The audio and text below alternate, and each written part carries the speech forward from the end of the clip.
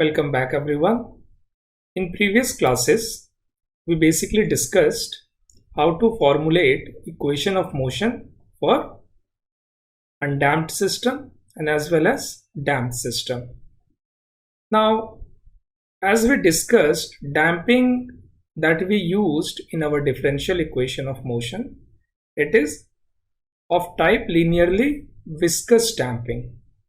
Okay, so the question comes, if we have a structure or a system, how do we actually determine the value of damping in a structure?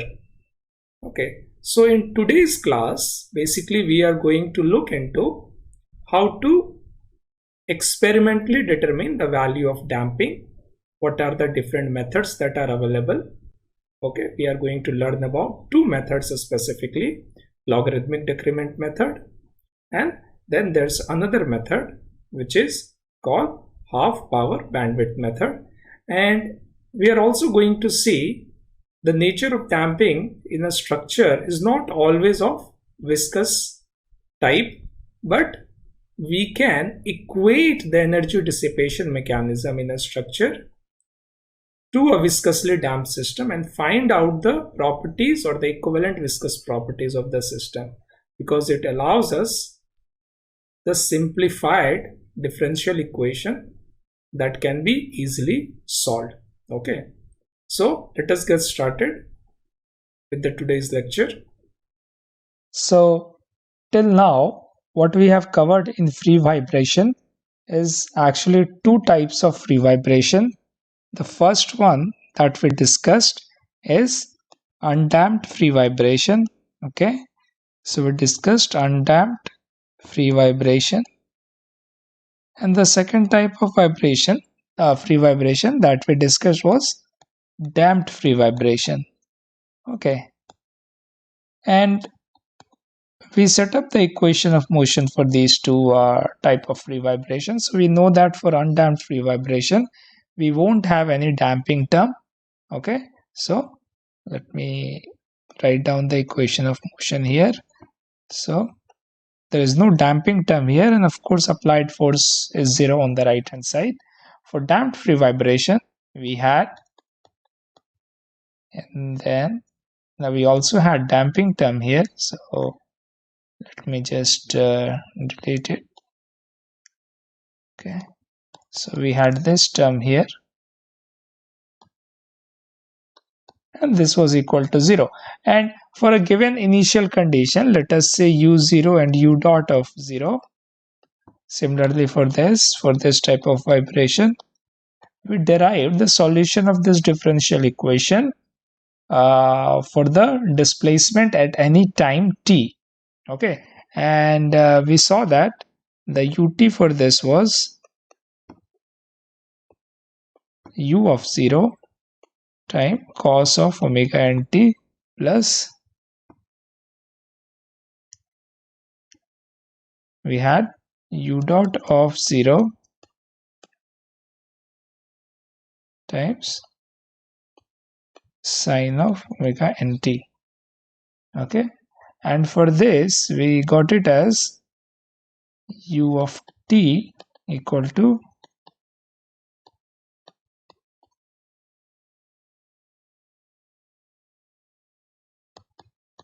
u of 0 cos omega dt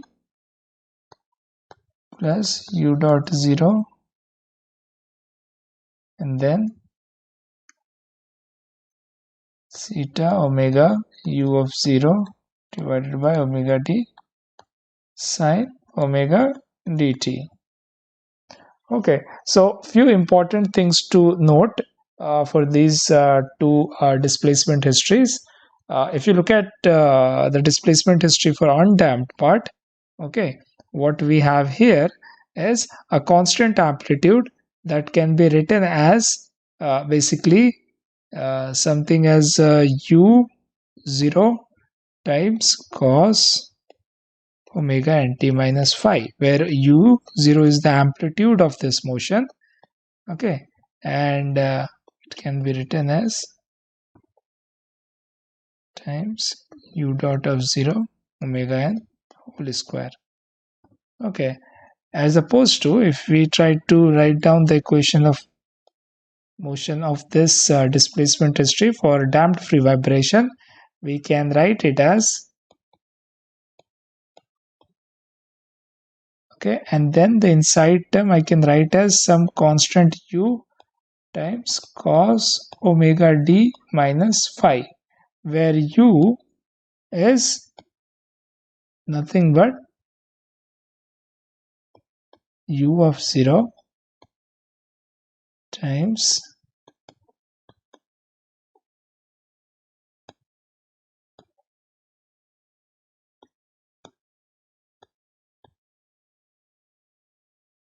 okay. So this is the expression that we get for u. So basically, let me write this one as, again, u naught can be written as e to the power minus zeta omega nt times u, this quantity. So you can see if you compare the amplitude of undamped free vibration and damped free vibration, you could easily see that for undamped free vibration, this does not depend on time. It is actually a constant value.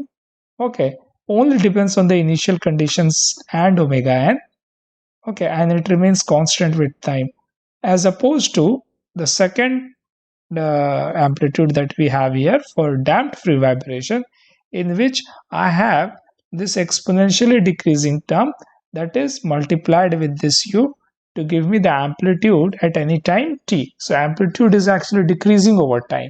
Okay, and if you wanted to draw both of these displacement histories, okay, on the plot here, so let us say this is my u of t and this is t, all right. So in this case, let us say with some initial condition, my free vibration starts like this with constant amplitude over time, okay, and then my damped free vibration will start at the same initial condition. However, it will decrease over the time, okay, so it is going to decrease over the time, all right. And this is the envelope curve which represents the decreasing amplitude of the damped free vibration. All right. Second thing to notice is that in undamped free vibration, my system is actually vibrating with the frequency omega n. Okay. However, in damped free vibration, my system is vibrating with frequency omega d. And of course, we saw that relation between omega d and omega n is nothing but this. Okay, which for small values of zeta, omega d is approximately equal to omega n. All right. So once we have this clear, okay, before going any further, this zeta is nothing but remember this damping ratio. We define this damping ratio zeta, okay, as C by C critical. All right. And where C is the damping coefficient of the system that is being considered, and C critical is the critical value of the same damping coefficient for which it would inhibit or it would transition from an oscillatory motion to a non-oscillatory motion. Okay, and I mean, we derived the value of that C critical. It was nothing but 2m omega n, which can be further written as, if you write omega n is under root k by m, this you can write it as 2 under root k m. All right. Okay. Once we have the expression for zeta, we saw that depending upon the value of zeta, for example, I could have a system with damping ratio less than 1. I could have a system with damping ratio 1 or damping ratio greater than 1. Okay, and we categorize the system based on these damping ratio as either under damped system, okay, or critically damped system here,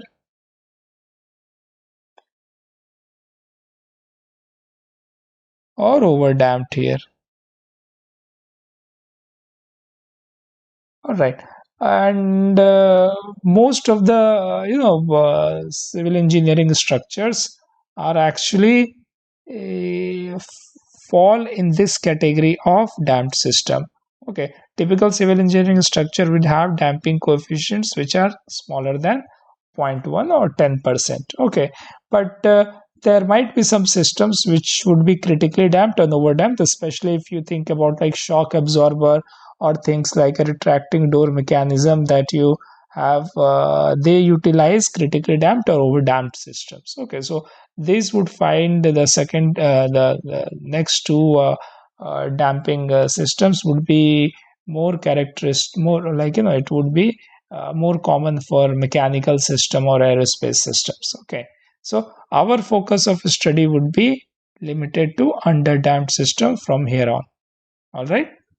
Okay, once that is clear, let us see how do we utilize the damped free vibration and undamped this type of free vibration to get the system properties.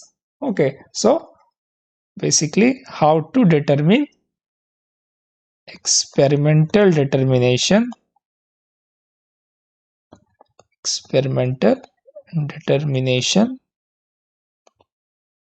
of system properties or structure properties for our case. And the structure properties that I'm specifically talking here could be time period. It could be, if it's undamped system, let us say undamped time period. If it's a damped system, it would be damped time period. And if it's a damped system, another parameter to find would be the damping ratio. Okay. Now, remember, it is very critical to find the damping ratio in many cases because we said that there are several sources of energy dissipation in a system, and just because we cannot explicitly mathematically model those mechanisms, for example friction at the joints, internal elastic straining of materials, so we said that all of those energy dissipation will represent using viscous damping. And for that viscous damping, what we derived the expressions for zeta and everything. So it's always one would be the critical parameter that we can determine using the experimental tests. Now, what do we need to determine those would be the displacement history. Okay, so let us say displacement history is given to us. All right. So if the displacement history is given to us, okay, we need to determine what would be these properties. Okay, and let us see how do we do that.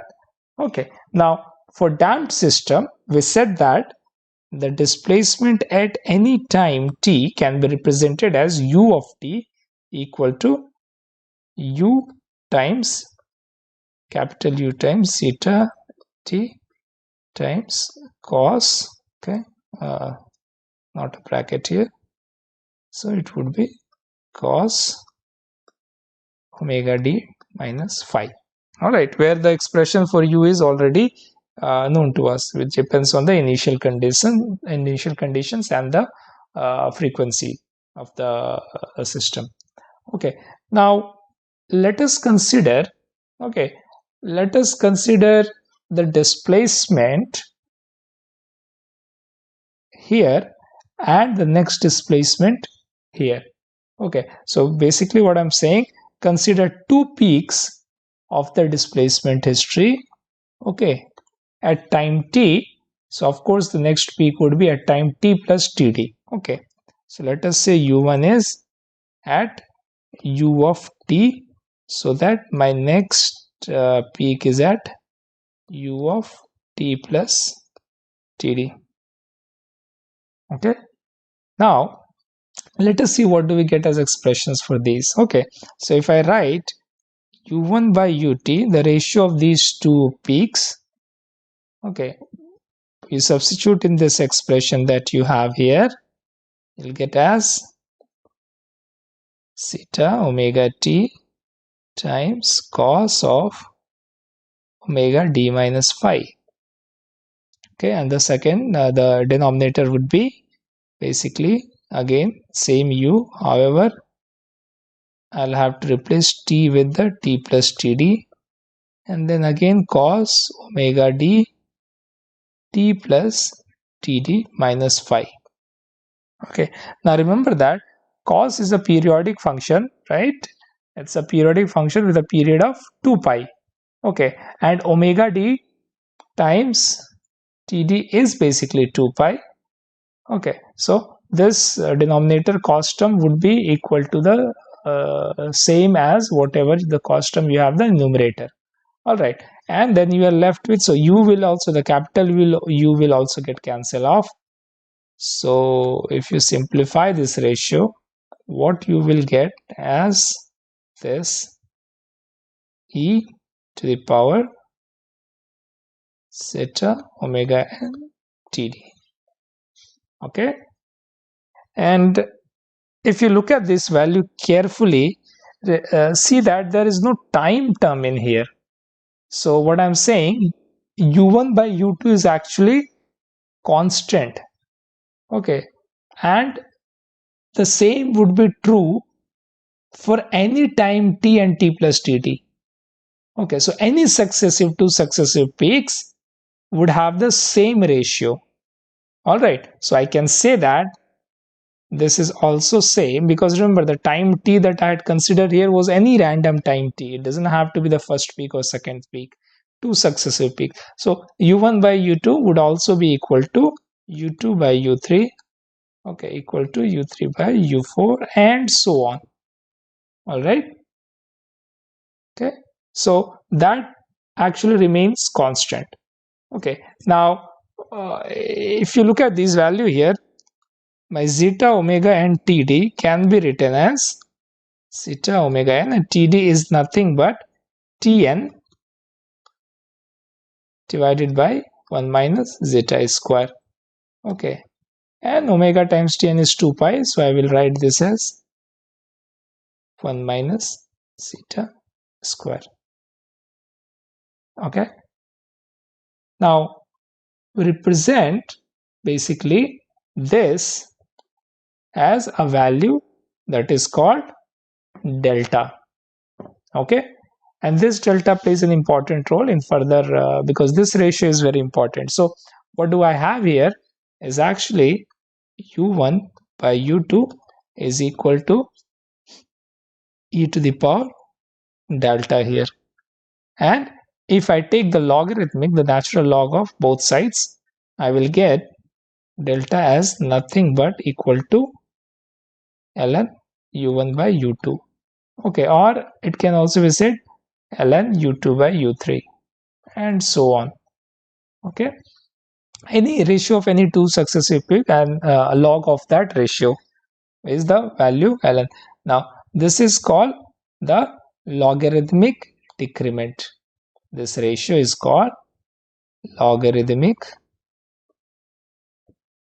decrement, because this is the ratio through which the successive peaks actually reduces due to damping. All right, now this lambda here that we have, this delta here that we have, 2 pi zeta, for a small value of zeta, this actually is denominator that we have here is approximately equal to 1, and we can write this as 2 pi zeta, and this is like, an accurate enough representation for all zeta smaller than 20%, which covers almost most range of structures for our purposes. Okay, now if I have that, then I can write 2 pi zeta equal to ln u1 by u2. So the damping can be obtained as, the damping ratio can be obtained as ln u1 by u2. Now remember, u1 and u2 these quantities are available to you from the experimental time or experimental displacement history that you obtained from your tests. Okay, which you can utilize either use of a string potentiometer or some other lab testing instrumentation through which you can obtain that. But the idea is that your damping is nothing but 1 by 2 pi ln u1 by ut. Okay, all right. Once you have that, then this method will help you in determination of the damping. Okay, now let us further discuss one thing. Let us say you have a system which has a very small value of damping. Okay, now if the damping is very small, then what happens that this decrement between successive peaks are also very small. Okay, so those are not as prominent as you see here, not by this much, but even further small. Okay, so this decrement is actually much smaller. Okay, so let me try to draw this. I'm trying to be accurate, but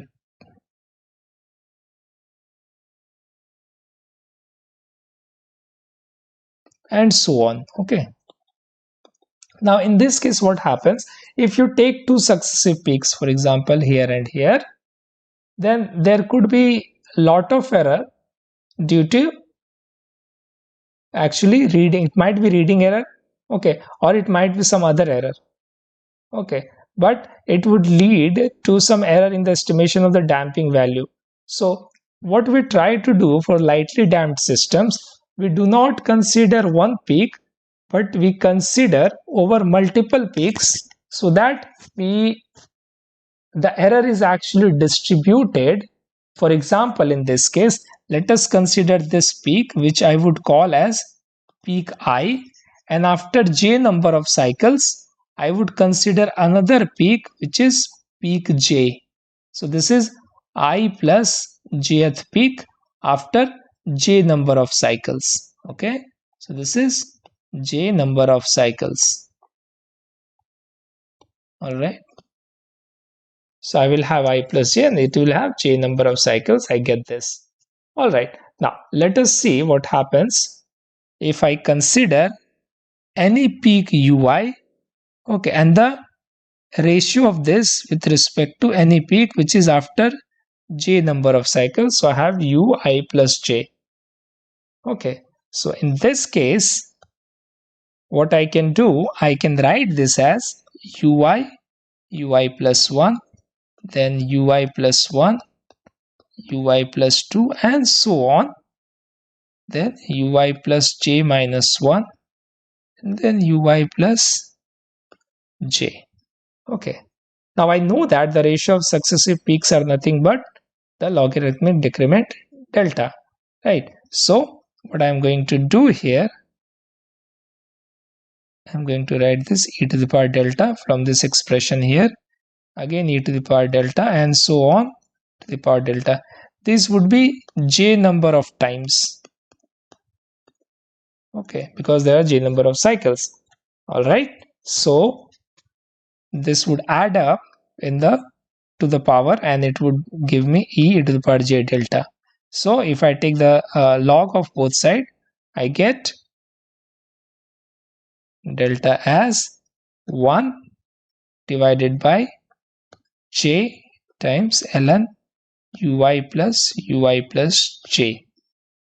Okay, and if you write delta as 2 pi zeta, ignoring the denominator term, then the damping zeta can be calculated as 1 by 2 pi ln ui plus j.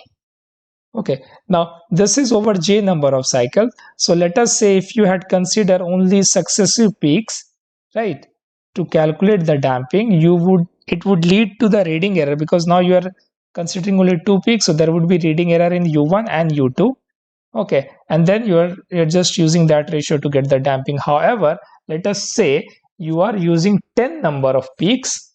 Okay, so the ratio over 10 number of peaks would decrease more, and the reading error is actually gets divided over 10 number of cycles. So you are likely to get more accurate reading if you consider multiple number of cycles. All right. Okay, so basically, once we have this method, which is called logarithmic decrement method, to determine the damping or the viscous damping in a system.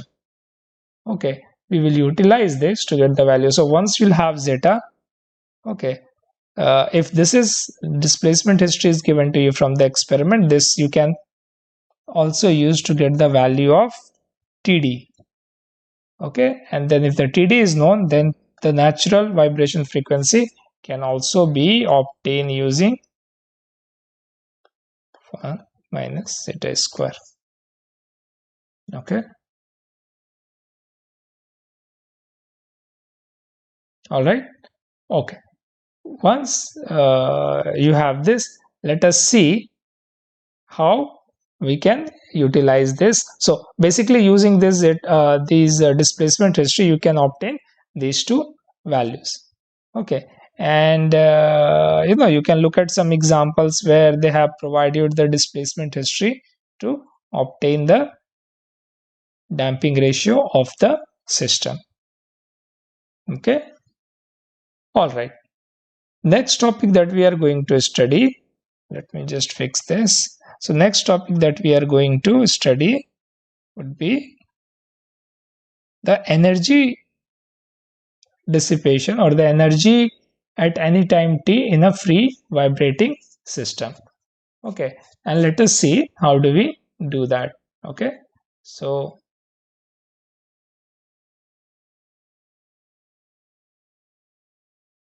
what we are trying to study here is, I think it has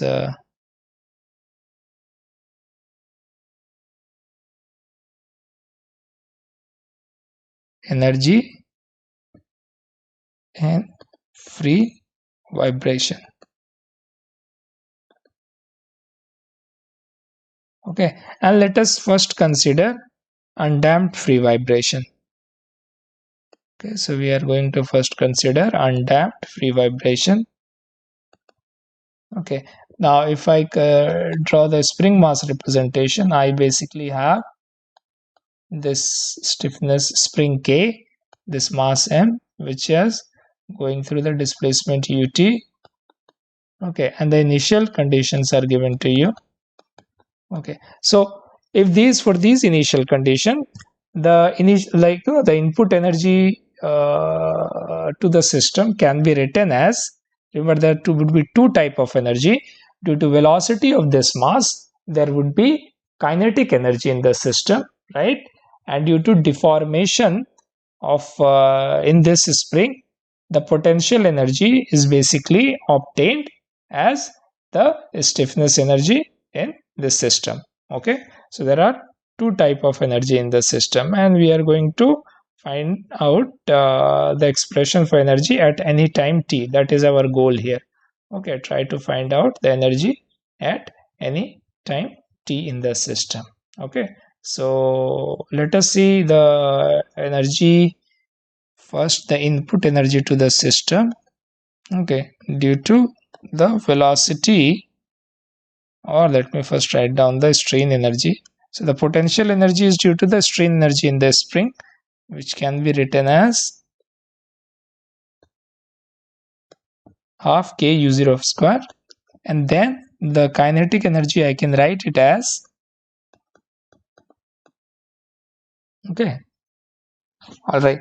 Now let us see at any time t, the displacement is basically given as, for undamped free vibration, as u0 and cos omega nt plus u dot 0 sine omega nt, and the velocity is given as, you need to differentiate it once so that you get as minus omega n u0 sine omega nt plus u dot 0 cos omega nt. Okay, so at any time t, again the total energy would be sum of the energy in the spring, okay, which is the strain energy. So I'm going to write as Es of t, and then the kinetic energy of the mass, I'm going to write it as Ek of t.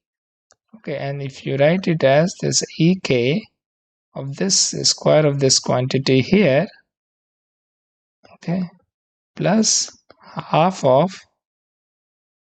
again you can write this as mass times the square of this u dot t here. All right, and just keep in mind this relationship that we had, that omega n is under root k by m, so you can write k as also as m omega n square. Okay, and if you utilize that and you take omega n outside from this here, let us see what do we get. Okay, so I'm writing as m omega n square, right? This square is here plus half m omega n square, and then I will have a term here which I can write as minus u0 sine omega nt plus u dot of 0, okay, cos omega nt. Okay, and there is this term here. Okay, so I can basically take this common. Okay, and well, I will simplify that and add that. Okay, and use the trigonometric identity that cos square omega nt plus sine square omega nt is actually 1. Okay, basically this will simplify to in this case u0 square plus u dot 0 square plus the 2ab term will get cancelled off for both terms. Okay, so you can further write it as, so I'm going to multiply this with this and then the same quantity with this, except in this case what I'm going to do here is actually write again m omega n square as k. So the first term that I multiply with this, I'm again going to write it as k times u0 square. All right, and the second term that I'm going to write it as would be, now remember that I have this term here. Okay, so this is actually not only this much but this whole quantity square. Okay, so when I write the second term, this omega n square by omega n square will cancel off and I will get this. Okay, so this is the total energy at any time t, which we see is independent of time, and this is what you should expect because this is a free vibration where there is no energy dissipation because we have neglected damping. So theoretically, the system should have the same energy. Okay, energy should be conserved at any time t. Okay, so this is the energy at any time t, which is independent in time, and this is also equal to the initial input energy that we had obtained. Okay, now you could do the same thing for the damped free vibration. Okay, and by using the expression for ut of damped free vibration and exactly following the same procedure. Okay, nothing is going to change here in that case as well. Okay, so you can try that out, but remember in damped free vibration, when you try that, you will find that the energy is actually a function of time and it is decreasing with time. Okay, so if you consider, let us say, damped free vibration, okay, you will see that it would actually be decreasing, the energy should be decreasing with time. Okay, and that dissipation in the energy is due to the viscous damping that we have assumed in the system. Now if you have any viscous damping force which is Fd, and due to this force, if there is a dissipation energy, and let us say the system is undergoing displacement u, right, the energy dissipation due to viscous damper can be calculated as force times the displacement du, okay, over, let us say, time t1. Okay, now we know that Fd can be written as c of c time u dot. Okay, and du is basically nothing but again velocity times dt. Okay, basically du by dt is equal to u dot. So this is the expression. I can further write this as cu dot square times dt. And depending upon what the expression is for u dot, you can find out how much the energy that is being dissipated in the viscous damping term here. All right, so we have considered now the energy in a free vibration, for damped system, and then we discussed that how you can follow the same procedure to get it for the damped system as well, the same procedure as in damped system. Okay, and the energy dissipated in the system can be calculated using this expression here. All right, okay, so with this the all the topics on free vibrations are finished. What we are going to do now, we are going to do two examples to demonstrate the principles of this. Okay, and these are practical examples that you might observe, and you could have, like, come across this at some point of time. Okay, so for the first example, let me consider this. Okay, now many of you would have seen that when something is shipped to you, for example, if it's an expensive package, okay, and then you buy it from online retailer or somewhere else, or, like, something is getting shipped, then it is usually shipped inside a box. And if an item is of high value, okay, so if something is shipped to you, it is actually shipped inside a box. So this is our example one. Okay, and they put the item inside the box, and they try to fill it up either with some kind of material that provides this protection to this. Now, if the item is of high value and somebody, let us say, comes to you and asks you, like, that is a very expensive item, I want to ship it, so I want to design he would ask you to design the container and the material, this stuffing material, so that it would be protected against any kind of damage due to fall, accidental fall, or things like that. Okay, so how would you actually go about modeling this problem and then solving this problem? Okay, that is what we are going to discuss in this example. All right, okay, now let us take the example of this expensive item inside the box. Okay, first, as an engineer, you have to come up with some design parameters.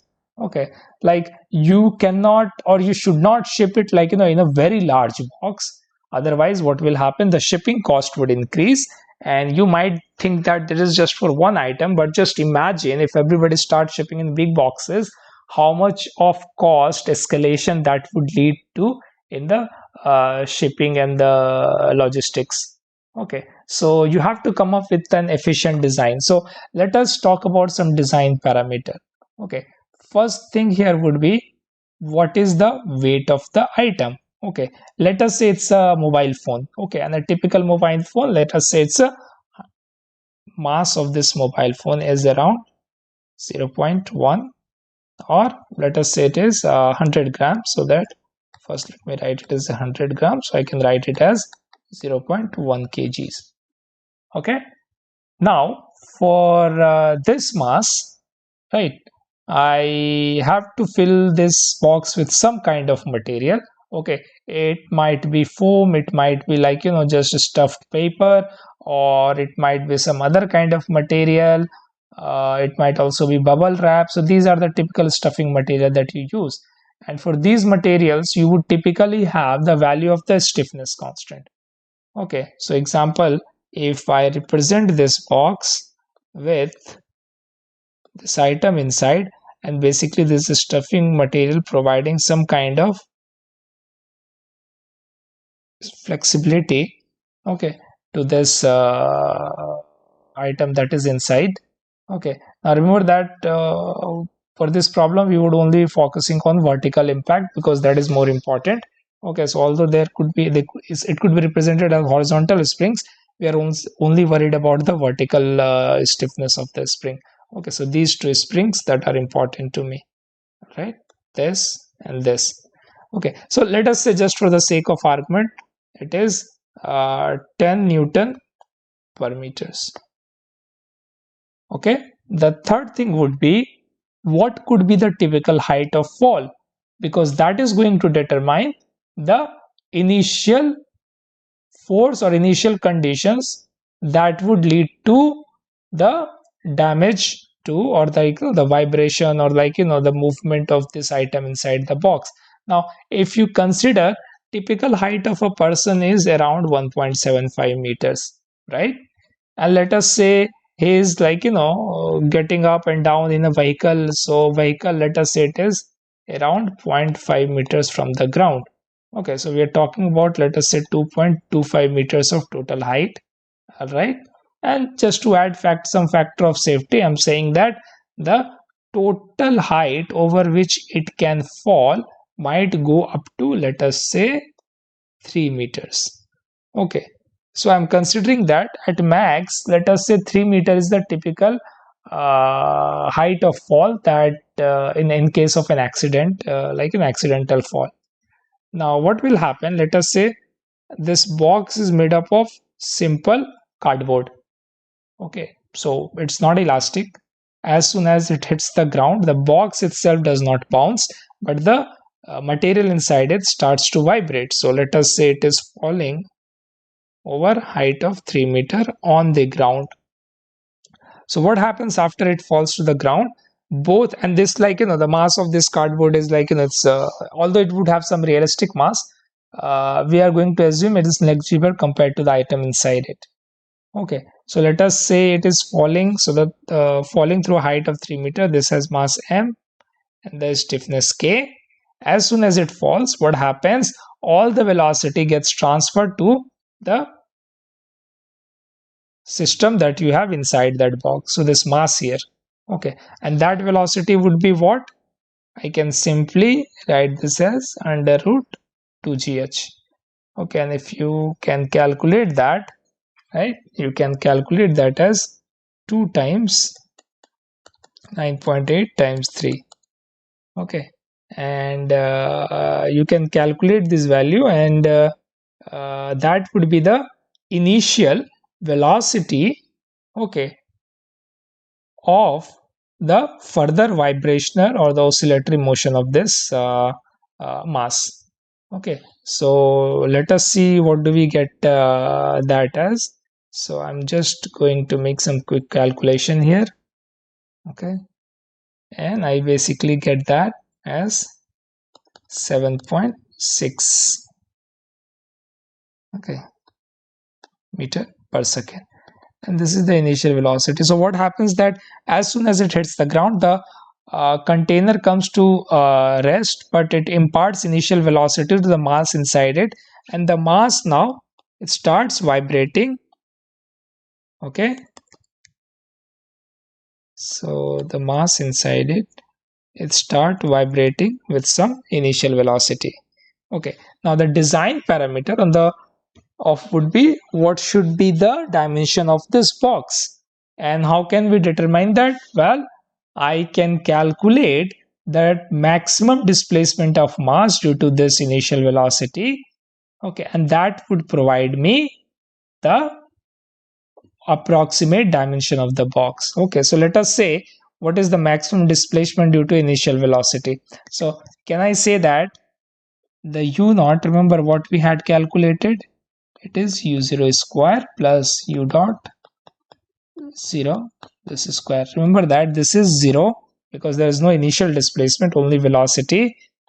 U0, the maximum displacement would be simply velocity divided by omega n. Okay, so it would be 7.66 divided by omega n, and omega n is nothing but k by m, which is 10 divided by 0.1. all right, and that gives me a value of 0.766, okay, meters. All right, which is basically 76.6 centimeters. All right, now of course this is a factitious value and the realistic value would differ. Now remember, the maximum displacement is now this u naught, Okay, and it could go in either direction. So the box dimension or the box height should be at least 2 times this displacement. So at least 2 times this 76.6, which gives me 153.2. Okay, so let us provide a box height of 160 centimeters. Okay, so this I've just demonstrated you, like, a typical application of this kind of system. You might think this is very trivial, and like, we are talking about a small stuff here, but the same principle could be extended to any kind of system. And actually it's like, the shipping of expensive items is a big thing. Let us say if you're shipping something, of the order of value of, like, million or billion of dollars, you would not want to skimp, like, on just providing, like, proper packaging. So it becomes a very important issue. All right. Okay, now let us come to second example. Okay, in the second example, we are going to discuss the model of a car. Okay, so let me draw here. Let us say I have a car. Now, typical mass of a car might be 1000 to 2000 kgs. Of course, it depends on the size of the car as well. Let us say it's a mid-size car. Okay, so let me consider this is a car which has a mass of, okay, 1500 kgs. All right. Okay, and the suspension and the tires of this, I'm going to represent it with a spring here, and the damping in that suspension tire I'm going to represent with a damper here. Okay, now it is given to you, then when it is at rest, this car, this spring is deflected. So initially it is deflected by, let us say, 10 centimeter, which I can write as 0.01 meters. Okay, and it is critically damped. And it is critically damped. Okay, so what do you need to find out? What is the damping coefficient of the system, the value of C? What is the damping in the system? Okay, now, and what is the frequency of vibration? Now, in the second case, what you need to do, now let us say this car is now being occupied by 4 people. Okay, and let us say average weight of each person is, like, the mass of each person is 75 kgs. So that for 4 people, they would add around 300 kgs of mass. So the total mass becomes 1800 kg. You now need to tell me, after these 4 people occupy the car, what happens to the value of damping ratio? Okay, now, important thing to understand here is that the damping coefficient is the property of the system or the structure, and it does not depend on the mass or the stiffness constant. Okay, however, the damping ratio zeta is actually which ratio of C by C critical. Okay, and it depends on the mass of the system, because C is constant, and this I can write as 2m omega n. So it depends on the mass of the system. So initially it was critically damped. So the value of zeta would be 1, right? When we increase the mass of the same system, remember the damping would still remain constant, C value. However, when you increase the mass m, the damping ratio or zeta would decrease. Okay, so it would become under damped, and it might starts oscillation in the system. Okay, let us go one one step at a time. So for the first, for the first part A, let us say this is part A. It is a critically damped system, so zeta is equal to 1. Okay, and this should be equal to C by 2m omega n. But remember, it is said that I first need to find out what is the stiffness of the system, right? And it is said that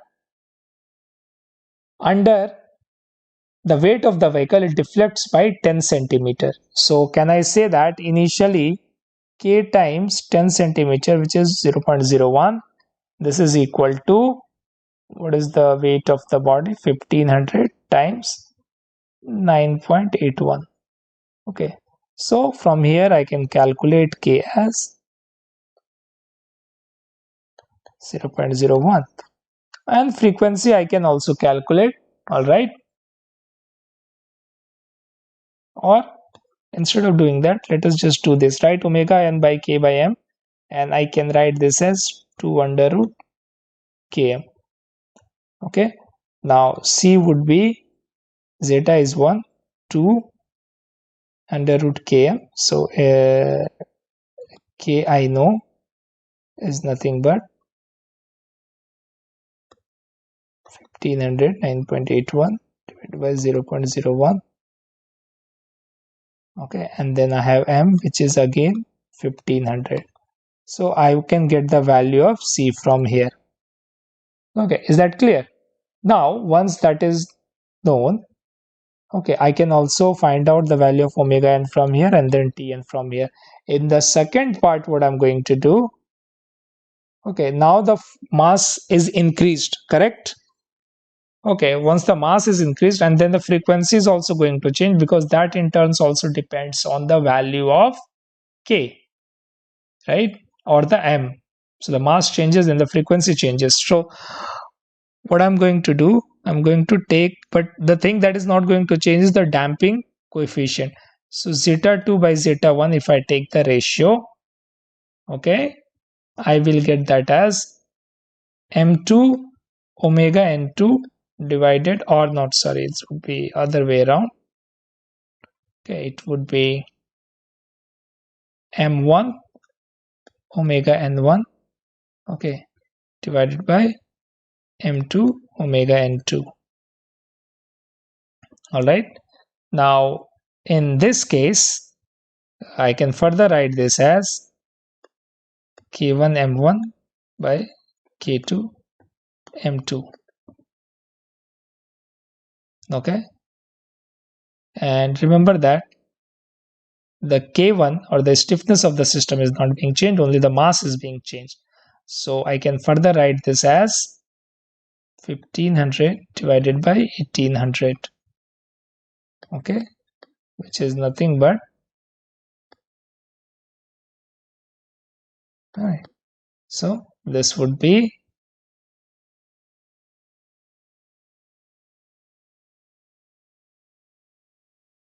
0.8, correct,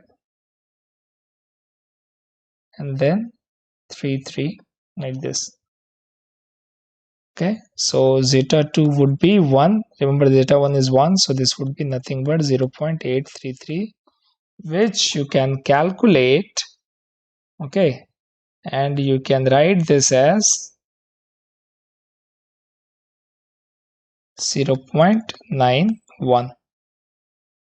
Okay, so damping from the value of 1, it decreases to 0.91. It becomes an underdamped system, and it would under the action of force, or under the action of, like, initial displacement or velocity, it can now vibrate. All right, so I hope these both problems explained you the principles of free vibration, and help you, like, apply those concepts to real life problems.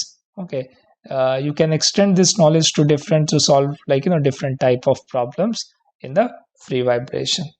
Okay, all right, thank you.